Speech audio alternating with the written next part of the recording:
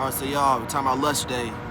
It's something that every man has to go through, a level that they have to pass, and it's a level that is ongoing. You know, it's something that can be conquered, but it's also you also always have to renew your mind to keep conquering it. First thing I'll say is the downfall of many men.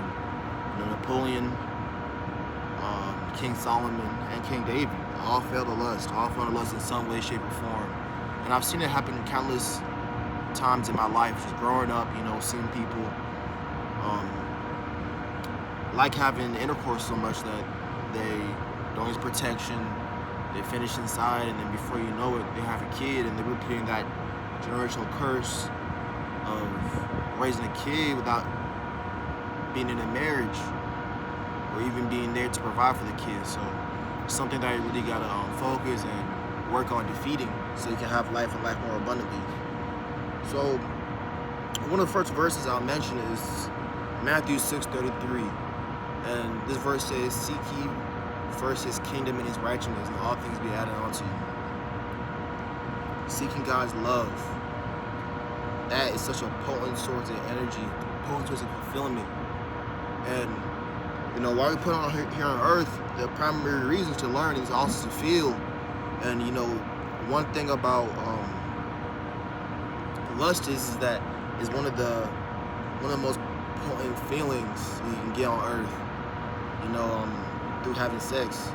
So a lot of times when people don't tap into the pleasure you do get from living in purpose and carrying the cross and following God, you know, most people find themselves stuck in that, just chasing that their whole lives, chasing lust, and never even finding true love. That's the funny thing about it, is like, lust is supposed to emulate love, but love itself isn't lust. So you gotta understand that part. So, you know, 1 Kings 11:4 talks about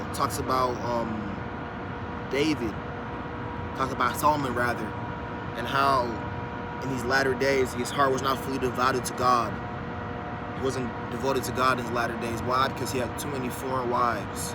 And just hearing this phrase alone just, you know, sparks a little interest in man's brain, because it's like, Solomon, a man with 800 foreign wives.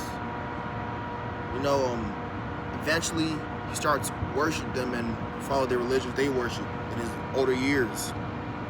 You know, so he had all the wisdom. God gave him wisdom, and with wisdom he got everything.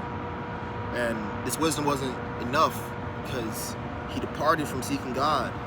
His heart was not devoted to God, so everything stems from the heart. Like Proverbs says, guard your heart, because all things flow from that. So he gave his heart to too many foreign wives and ended up, you know, departed from God. And the way that God would dealt with this is that he didn't immediately exacted revenge on David. On Solomon.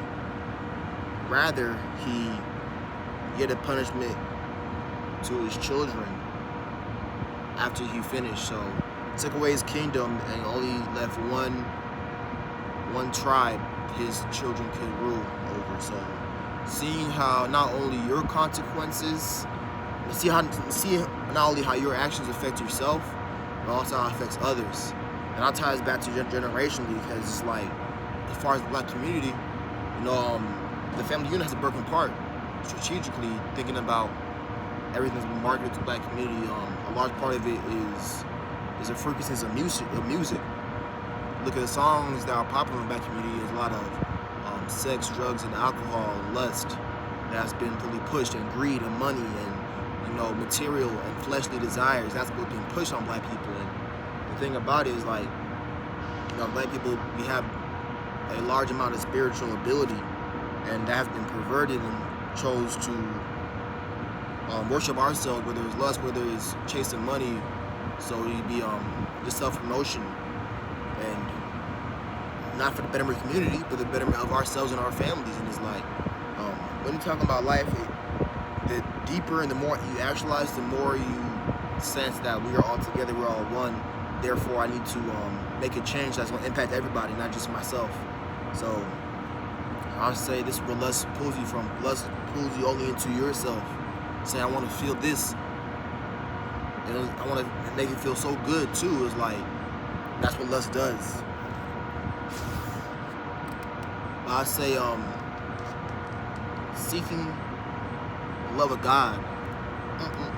That's what is the highest form of expression, highest form of feeling you can get. You know, lust can't get that. You know, talking about David.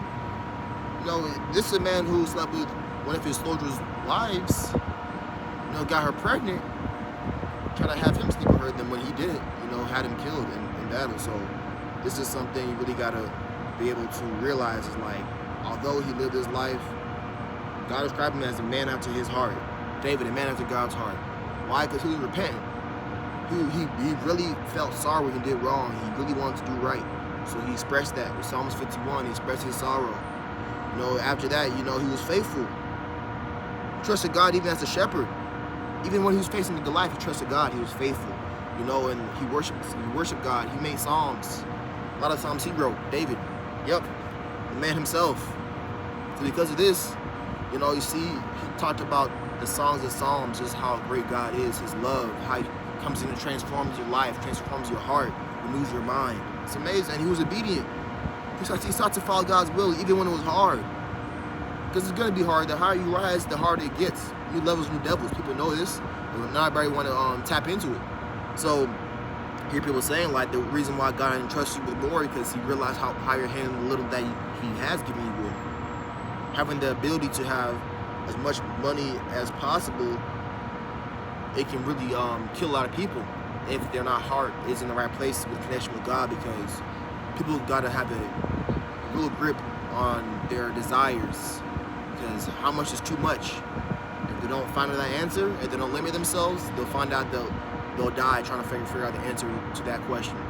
So remember this, you know that as you promote it, as you get higher, it's gonna be new devils trying to wiggle the way in your lives, and it's up to you to be steadfast and say, no, I'm a man after God's heart. I'm not going for this.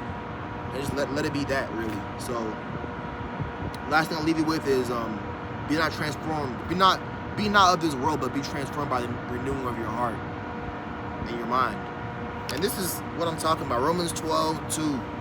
It's amazing. It's like, be not of this world. You see everything happening around. Everybody, doing this, everybody doing that. Be not of this world, but be transformed by the renewing of your mind. I mean the Bible. I mean praying to God. Renew your mind. It's a daily thing. So it's a constant battle. So remember this. Every time you see yourself slipping, realize I gotta, renew my mind.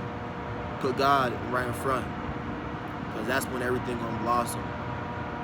Alright. Peace.